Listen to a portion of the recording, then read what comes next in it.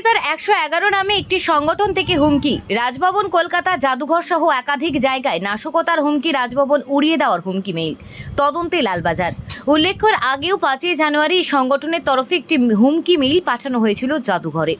মূলত 5ই জানুয়ারি কলকাতা পুলিশের ইমেল আইডিতে একটি মেইল আসে। সেখানে কলকাতায় ভারতীয় জাদুঘরকে উড়িয়ে দেওয়া হবে বলে জানানো হয়।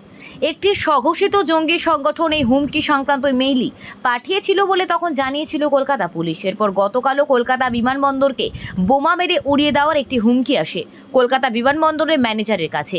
এর আগেও আরও দুবার, মোট 3বার কলকাতা বিমানবন্দরে এইরকম হুমকির মেইল আসে। সামনেই কলকাতা দমদম লোকসভায় কেন্দ্রের নির্বাচন, তাই সব গোটা ঘটনায় আতঙ্কের সৃষ্টি হয়েছে। মেইল আসার পর রাজভবনেও জাদুঘরে চলছে চিরুনি তল্লাশি। সিনফার ডগ দিয়ে চলছে তল্লাশি অভিযান। সূত্রে খবর, ভারতের সমস্ত রাজ্যে ইমেইল এসেছে।